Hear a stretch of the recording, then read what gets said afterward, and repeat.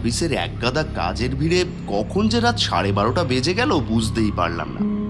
এখন একটা অটোরিকশা কিছুই তো পাবো না, তার উপর আজকে আবার সায়নটা অফিসেও যায়নি। একা একাই মাঝরাতে ফিরতে বেশ কিছুটা ভয় ভয়ই লাগছে। ও, আমি রাজীব, এই তো শহরের চৌধুরী গ্রুপের অ্যাকাউন্টেন্টের জব করি। প্রতিদিন 10টা মতো বাজলেও আজকে একটু দেরি হয়ে গেছে অফিস ছুটি হতে। এই নিস্তব্ধ রাস্তায় একা একা এত রাতে বাড়ি ফেরাটা একটু ভয়েরই বটে। এটা অমলপুর স্টেশন। এটাই সেই কারণ যার জন্য এতক্ষণ ভয়ে ভয়ে হাঁটছিলাম। ভয়ের কারণ ঠিক জানি না, লোকমুখে ছোট থেকে শুনছি সবার নাকি রাত 12টার পর এই রাস্তা দিয়ে যেতে অনেক ভয় লাগে। সেই শুনতে শুনতে নিজের মাঝেও ভয়টা ঢুকে গেছে। তবে কি বা কেন যে ভয়টা পাই সেটা আজও জেনে উঠতে পারলাম না। আরে এটা তো চন্দন কাকা। ও হ্যাঁ, বলতে ভুলে গেছি, স্টেশনের পাশে একটা শ্মশান ঘাট আছে যেখানে এই চন্দন কাকা লাশ পোড়ানোর কাজ করে। যাক, ভালোই হলো, কাকাকে সামনে পেয়ে গেলাম। এখন একসাথে যেতে পারবো। যাই, একটু জোরে জোরে হাঁটি, তাহলেই কাকাকে ধরতে পারবো। আরে ও চন্দন কাকা, শুনছো? এই যে আমি রাজীব, একটু দাঁড়াও গো, একসাথে যাই। কিরে, এই সময় তুই কোথা থেকে? এই তো অফিস থেকে ফিরছি। তা এত হাঁ পাচ্ছিস কেন? আর বলো না, তোমাকে ধরার জন্য জোরে জোরে পা চালিয়ে হাঁটতে গিয়ে এই অবস্থা। দাঁড়াও দাঁড়াও, এখানে একটু বসে জিরিয়ে নিই। না, এখন তাড়াতাড়ি হেঁটে বাড়ি চল, বাড়ি গিয়ে জিরিয়ে নিস। আরে 2 মিনিট দাঁড়াও না, অনেক হাঁপিয়ে গেছি। এমনিতে তো দেরি হয়ে গেছে, আর একটু দেরি হলে কিছু হবে না।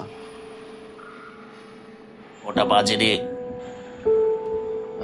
এই তো 1:45। তার মানে আর 15 মিনিট। চল চল চল, তাড়াতাড়ি হাঁটতে শুরু কর। আরে দাঁড়াও না 2 মিনিট। তুই আমার কথা শুনবি কি না সেটা বল। আচ্ছা চলো, একেবারে বাড়ি গিয়ে জিরিয়ে নেব। না জানি 2 মিনিট এখানে দাঁড়ালে কি এমন হবে।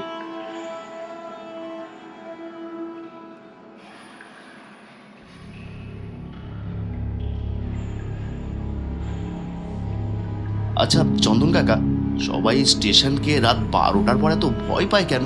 কিন্তু দেখো, আমি আর তুমি তো একদম দিব্যি হেঁটে যাচ্ছি, আমাদের কোনো ভয় লাগছে না।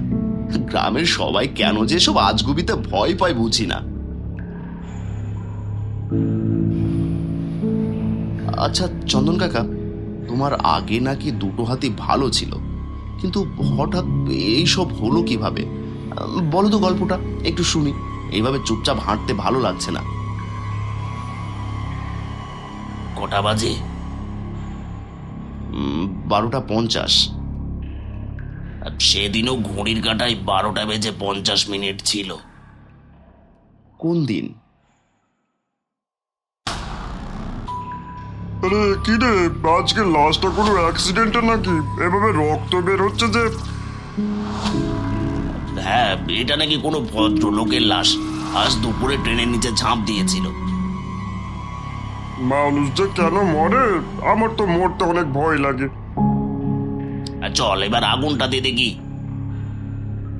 এই নে মশাল।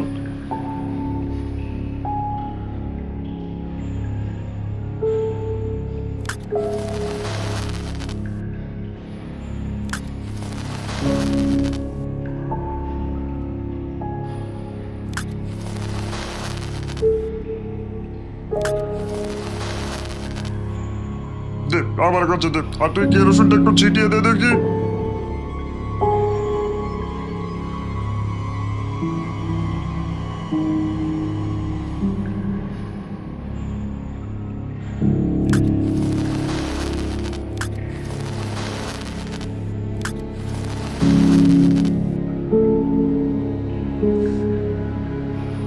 আরে আগুন লেগে গেল, চন্দন পানি নিয়ে আয়। পানি? পানি কই? এই তো পানি। বাঁচাও, বাঁচাও, বাঁচাও, বাঁচাও। বকুল, বকুল তোর এ কি হলো? বাঁচাও, বাঁচাও, বাঁচাও, বাঁচাও। কে কোথায় আছো? বকুলকে বাঁচাও, কেউ ওকে বাঁচাও, পানি নিয়ে এসো। মানুষ যে কেন মরে, আমার তো মরতে অনেক ভয় লাগে।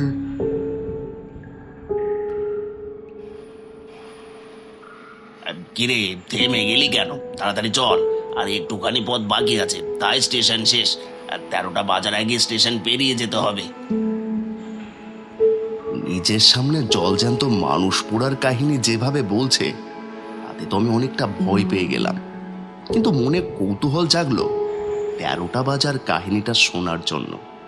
তখন আমি কৌতূহলবশত ভয়ে ভয়ে জিজ্ঞেস করলাম, কিন্তু কাকা, তোমার এই একটা হাত কাটলো কিভাবে?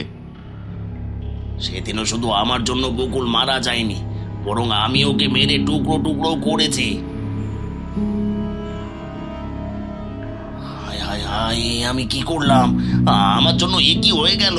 না না না না, এটা যদি গ্রামের কেউ জানতে পারে তাহলে আমাকে পুলিশে দিয়ে দেবে। এখন এখন আমি কি করব?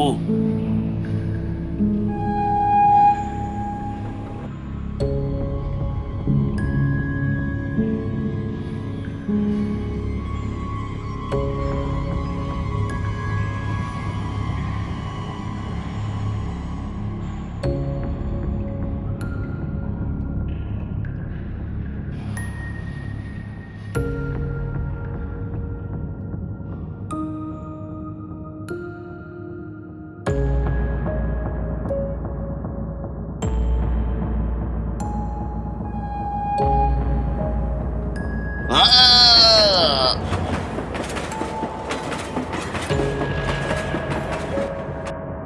কিরে, দাঁড়িয়ে থাকবি? তাড়াতাড়ি চল।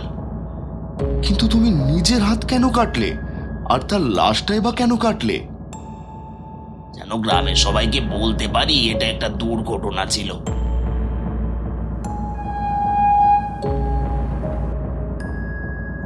13টা বেজে গেছে, 13টা বেজে গেছে। ও চলে আসবে, ও চলে আসবে এখন। না না না না না না, তোর জন্য আমার স্টেশন পার হওয়া হলো না। এই বলে চন্দন কাকা তাড়াতাড়ি হাঁটতে শুরু করলো।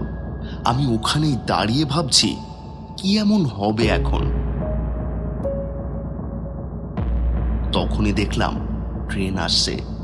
ট্রেনের একটা দরজায় দাঁড়িয়ে পোড়া একটা মানুষ আমার চোখের সামনে ট্রেনটা গিয়ে চন্দন কাকাকে মেরে ফেললো। তারপর হঠাৎই নেই হয়ে গেল। আমি ওখানেই দাঁড়িয়েছিলাম, কিন্তু আমার কিছু হলো না। তখনই দেখলাম চন্দন কাকার আওয়াজ শোনা গেল, তোর জন্য আমার 13টার আগে স্টেশন পার হওয়া হলো না।